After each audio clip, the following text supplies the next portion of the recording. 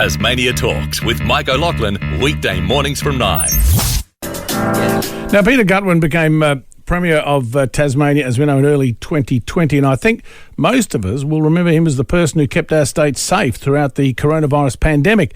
But another huge role Gutwein has played for Tasmania is Treasurer since 2014. So what impact will his resignation have on that front? So let's check in with our resident economist, Saul Eslake. Saul, good morning. Thanks for your time so soon. That's a pleasure. Thank you for having me again. And yes, it was only last week after the budget. No, and I was I wanted to get your take on it because being, economist and being a treasurer, I think it's important. I also want to talk about two things near and dear to you and I, both education and health. But first of all, were you surprised to hear of the Premier's resignation like the rest of us?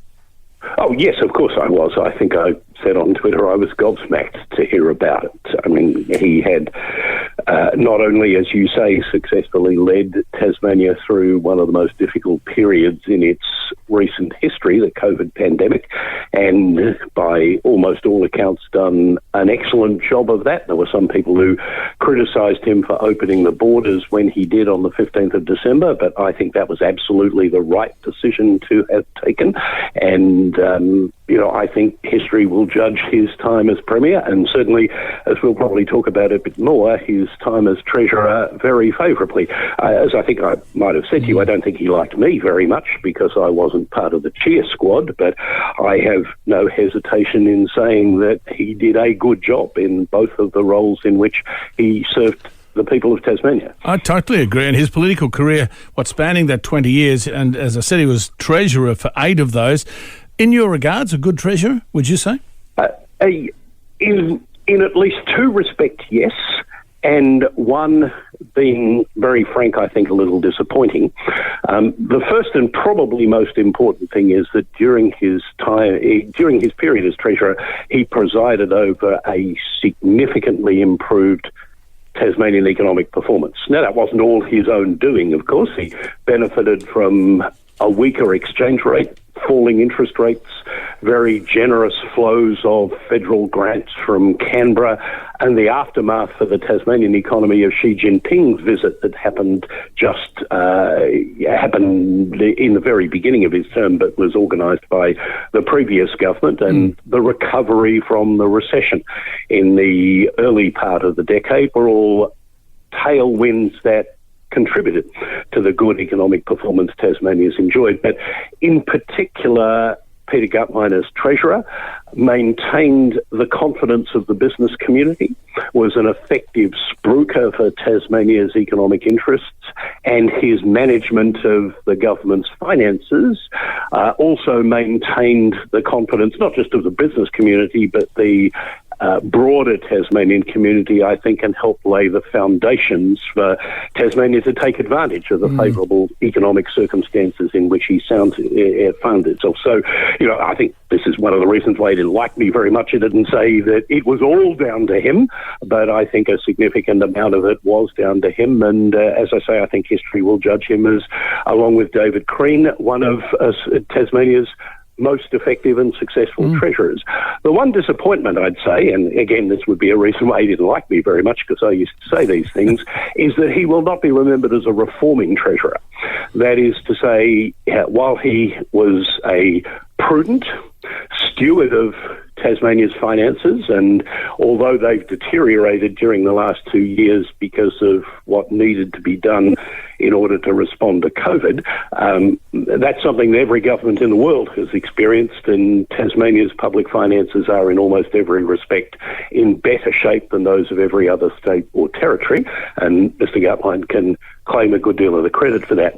But what he never did was use the political capital he had built up, both as Treasurer and subsequently as Premier, to undertake any major economic reforms, for example, of Tasmania's tax system or of the way in which Tasmania is governed. And I, as someone who has long believed significant reforms are needed in order to convert the short-term prosperity Tasmania has experienced in recent years into a much firmer longer-term foundation that will enable the Tasmanian economy to weather adverse turns of fortune better than we've been able to in the past. There was no enthusiasm on Mr. Gutwein's part for that. We talked, I think, on a couple of occasions last year about the Tasmanian government's lack of any enthusiasm for reform of Tasmania's tax system along the lines being pursued by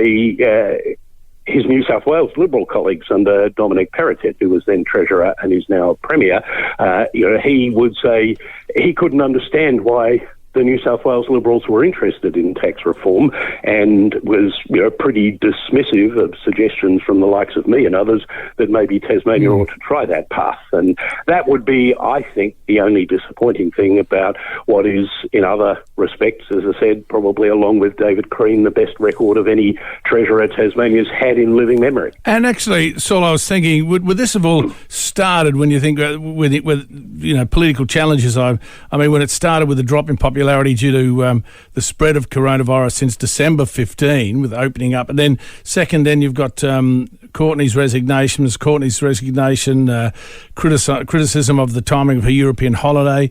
Then you had the third, say if there's four political challenges, third was the resignation of Sport Minister Jane Howlett, and of course the allegations there of a conflict of interest, and then the drawn-out debate around cabinet ministers audibly groaning at a question asked on behalf of a victim survivor of child abuse, ultimately resulting in Premier Peter Gutwein disclosing what, if we remember, his own history as a victim of child sexual abuse. But then he's described, I guess it all ties down to one phrase, saying the recent turmoil, and his quote is, the sort of ups and downs that you have in political life. But that's an awful lot of ups and downs in a very short passage of time.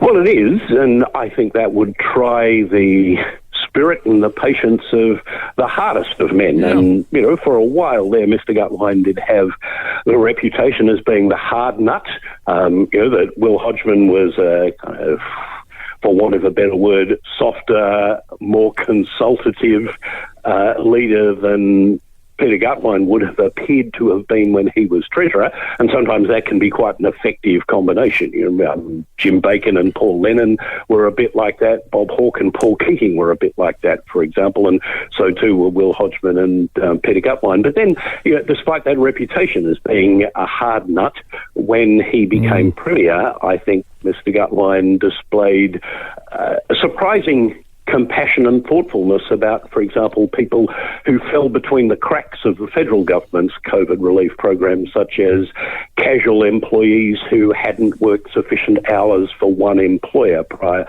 to the onset of the pandemic, or international students who didn't qualify for any of the assistance programs that the federal government offered. And in total, the Tasmanian government did more as a proportion of its revenue or our state's economy to support businesses and households adversely affected by the pandemic than any other state or territory did. And in the same way, his response to survivors of sexual abuse, or for that matter, his willingness to engage with Tasmania's Aboriginal community, for a Liberal leader in Australia to contemplate a treaty with the First Nations people of Tasmania is unusual. So in a number of areas, Mr. Gutwein defied the image of him being the hard nut within the government. And again, I think that's very much to his credit.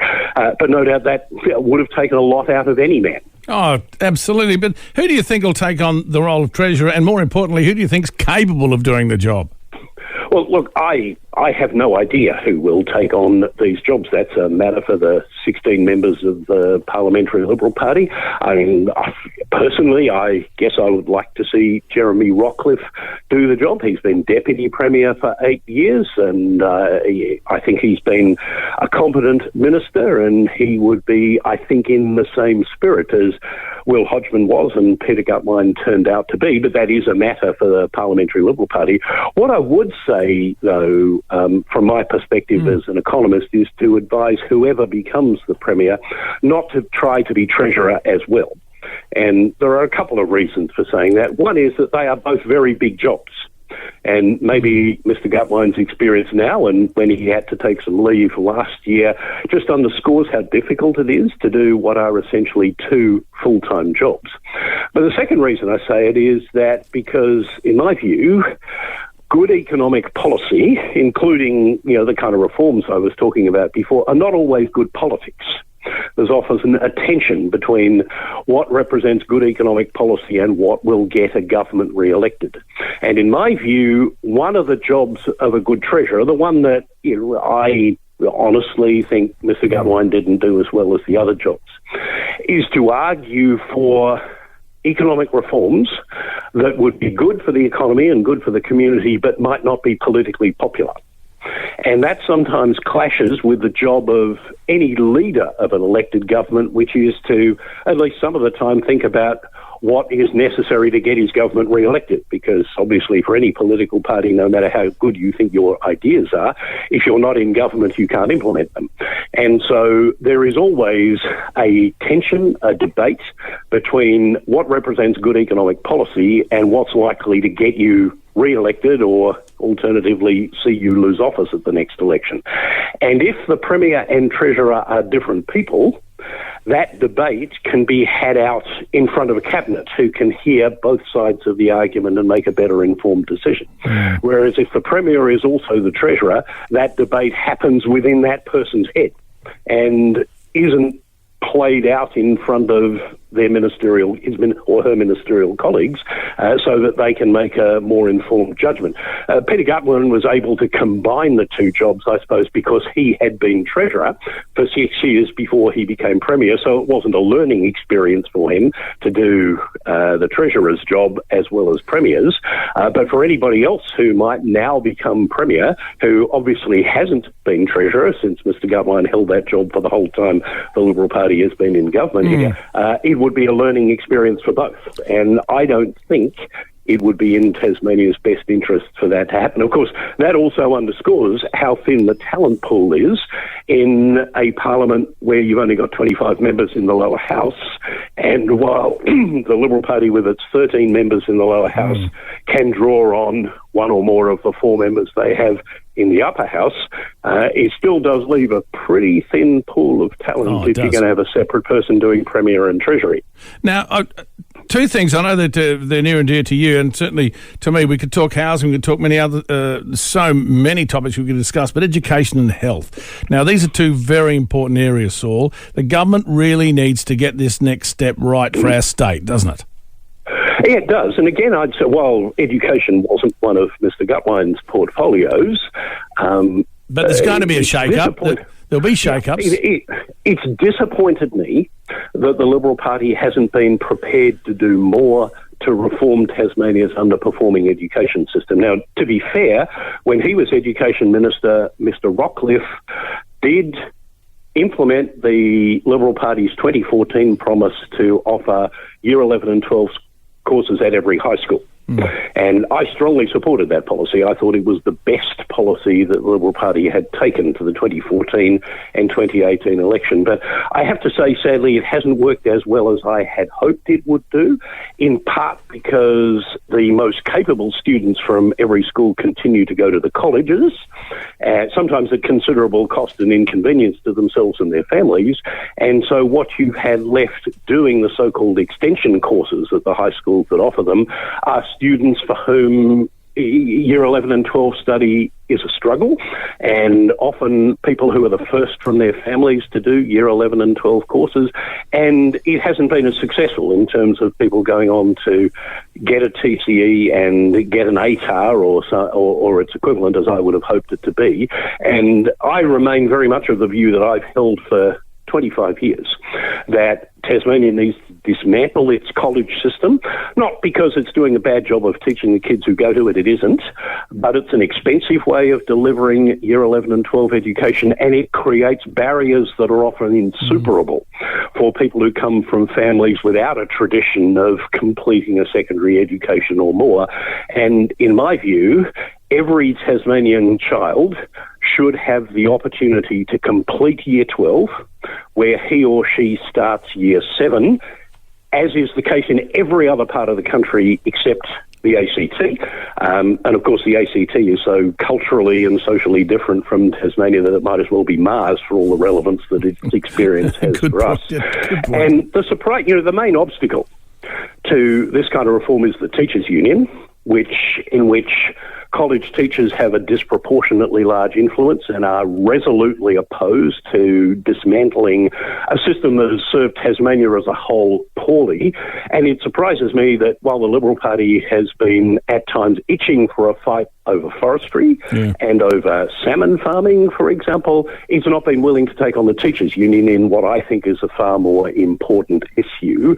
And that disappoints me. And perhaps if Mr. Rockliff were to become Premier, given his background in education, maybe he'd be up for that fight. I'd like to think so. There's a whole lot of other things in other parts of Tasmania's education system, particularly, as again we've talked about before, in the context of literacy and numeracy, the poor teaching methods that are used in our primary and secondary schools that see Tasmanian kids consistently perform below the standards of their peers in other parts of the country. And sadly, what the data show is that while kids entering Tasmanian primary schools are no less capable of learning than kids in any other part of the country at the same age, the longer they stay in Tasmania's education system, the further they fall behind their peers at grades 3, 5, 7 and 9 in other states and territories.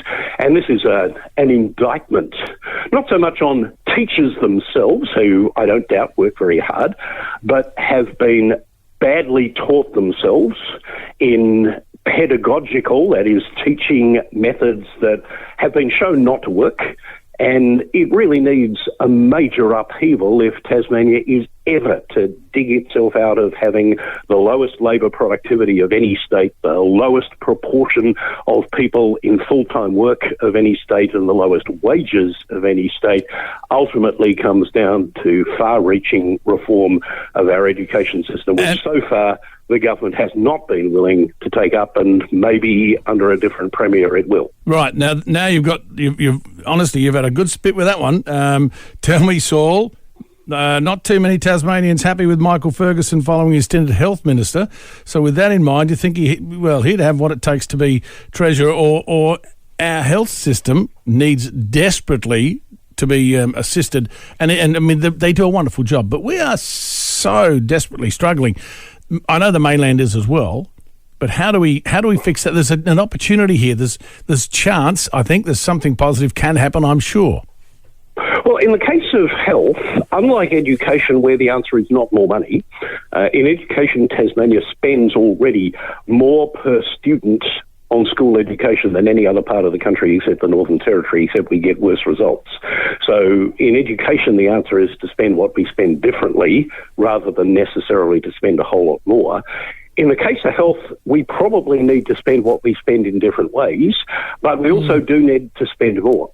And it's been a consistent finding of the Commonwealth Grants Commission, whose work is the basis for the above average share of GST revenue that we get, that one of the reasons why we get it is because we need to spend more per head of population on health, and in particular hospital services, than other parts of the country, because we're older and sicker than other parts of the country, and because our population, though it's small, is more widely distributed across our state than in other parts of the country. So, for example, we have roughly the same population as Newcastle, but whereas the population in Newcastle can be served with one large hospital, the population of Tasmania clearly can't, given that it's spread over a much bigger area. So we do need to spend more than we're currently spending, but I think the evidence for people who know far more about health than I do because they work in the system is that we also need to think about spending it differently. We rely too much on emergency departments to provide treatment